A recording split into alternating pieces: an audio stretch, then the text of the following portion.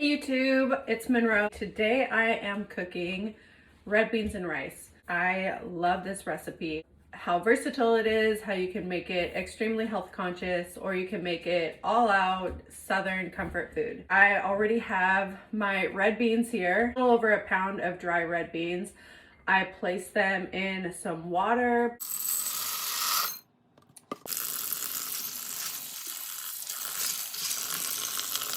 Put them in the fridge and soak them overnight. So a lot of the stuff, the salt and pepper, cooking oil, I have at the stove. In front of me, I have andouille sausage. I am going to use a combination here. I haven't cooked with either of these, so I just thought it would be neat to mix it up.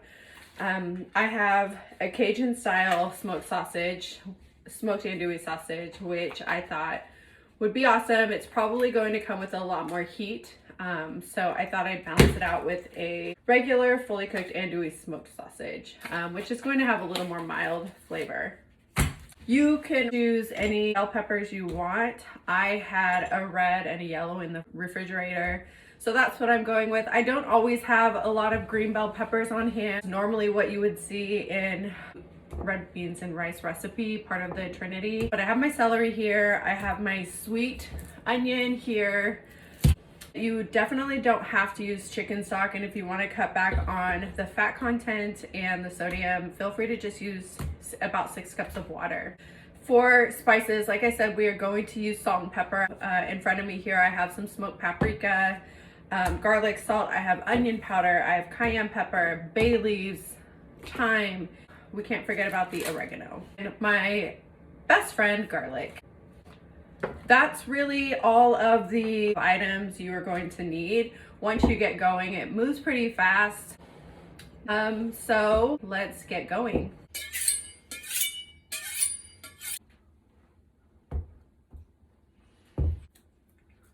I'm going to start chopping.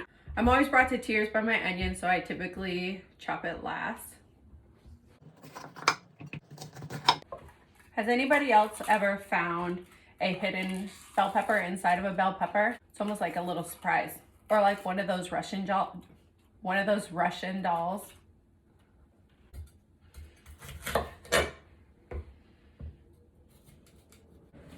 Usually when I'm cooking with bell peppers, I am making something a little more hearty, and I just go in with a chunky dice. I'm going to try and be a little more precise with my dicing. Cooking with red and yellow peppers is always so pretty. It really just brightens a dish up.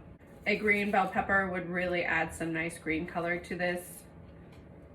Okay, so I am going to do little matchsticks, making sure I don't get my fingertips. Just run your knife. I clearly brought this guy with me traveling along.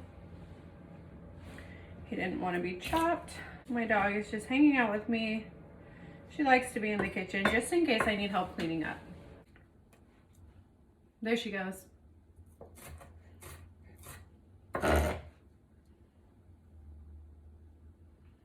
There's a lot of moisture in bell peppers.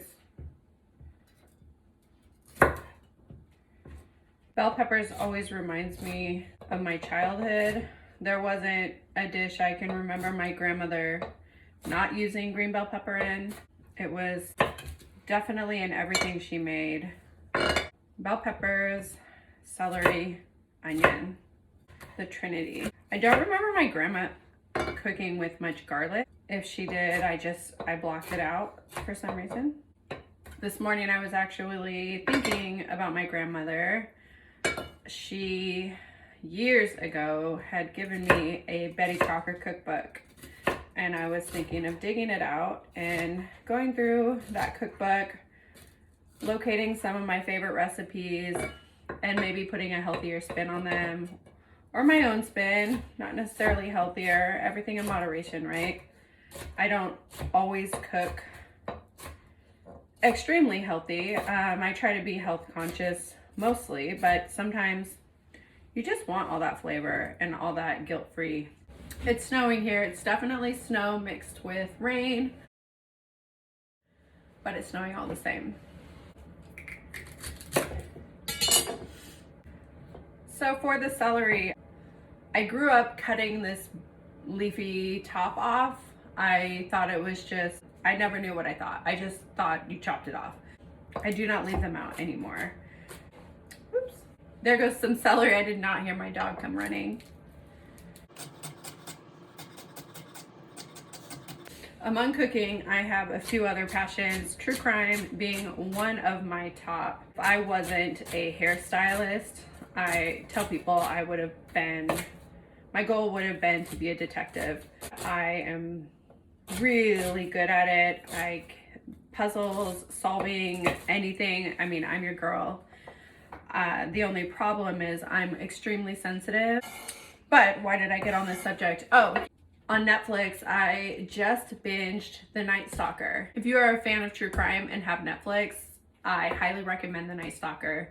If you have any sensitivity to graphic images though, it might not be for you. It definitely will show glimpses of the actual crime scene photos without blurring stuff out. It will cover up faces and privacy parts. It's crazy. There are people like this man, Richard Ramirez out there. It's unbelievable. All right, so we are going in with the onion. I did my garlic last. Obviously, I forgot about it. And moved right into my onion. My dog did go for the celery. I'm not sure how she feels about it yet. Maybe she doesn't know either. Let's see, what else am I watching? Your Honor. If you were a fan of Breaking Bad and what is that guy's name? Cranston, the actor. He was also in Malcolm in the Middle. Yes, I'm a TV and a movie buff. Like, I love all things TV. You'll love this show. It's edge of your seat. Just, man, just wow.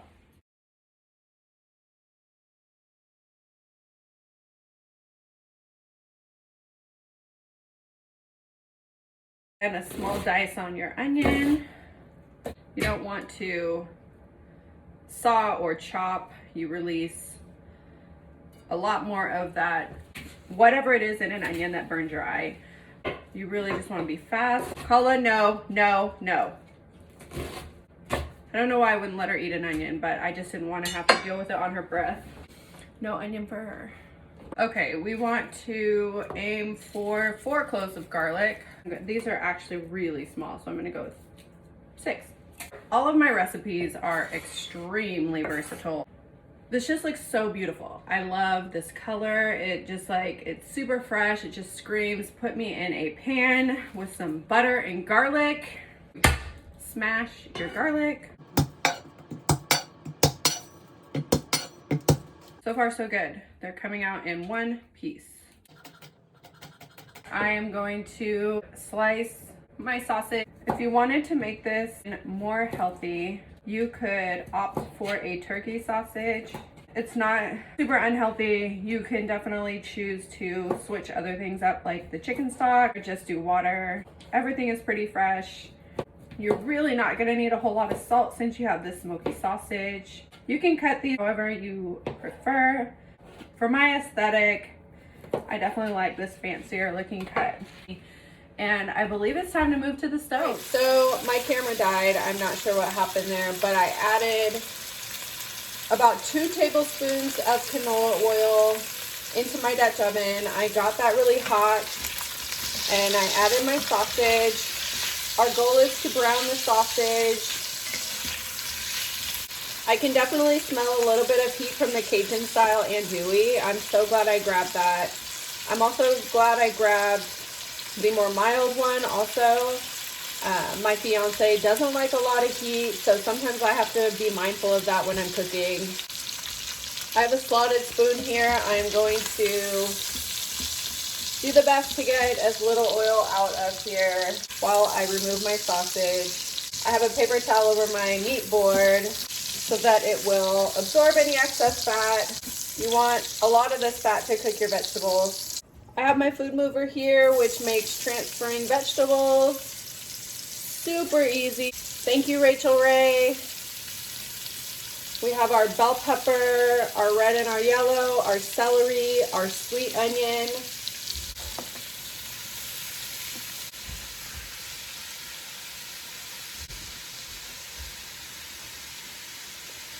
Moisture from our vegetables are going to help us pick up these brown bits from the bottom of our pan.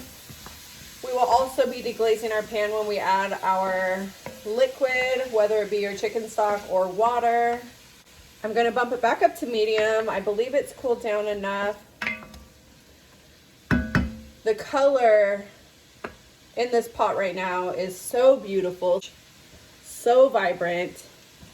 When you're mixing all this up, you definitely want to scrape the bottom of your pan a bit. It will help pick all that up. A few minutes here on medium heat. I'm going to go in with my smoked paprika, my oregano, thyme, garlic powder, onion powder, cayenne, black pepper, and bay leaf. I'm back, YouTube. I had a bit of an issue with my Dutch oven. So I just grabbed my big stock pot, transferred all the veggies, all the fat, and brought it back up to a medium. But here we are. Sometimes you just have to go with it. I am at this point going to add my garlic, the last part of our veggies. Let it cook for another minute.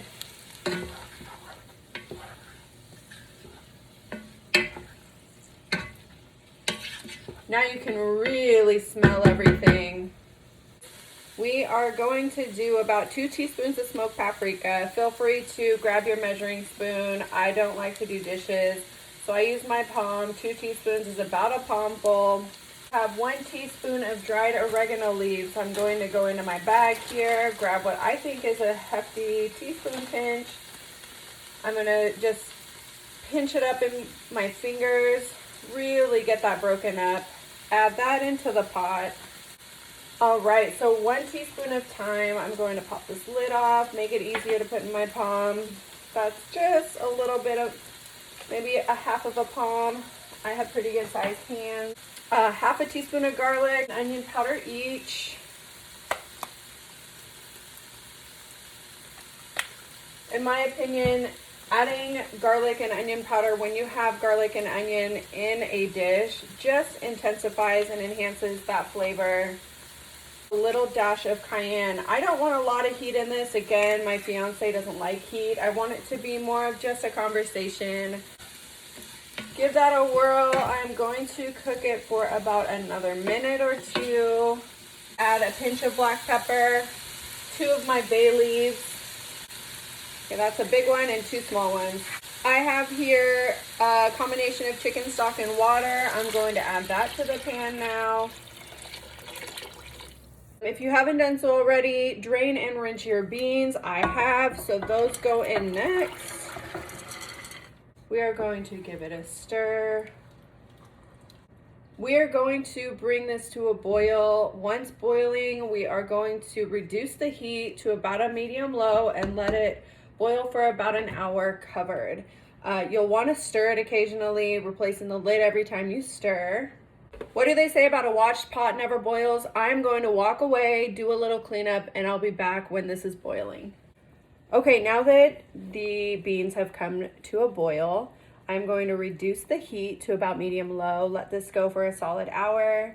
I will stir occasionally, making sure to put the lid back on afterwards. Our beans have been going for about an hour. I am now going to just smash them. You can do this with a potato masher or just the back of your spoon. You're going to continue to simmer this for about 30 minutes just so that the liquid can thicken up. I don't add salt until after I have added my sausage. Okay, our red beans have thickened so lovely here. Add back in the sausage along with about 1/4 cup of chopped parsley.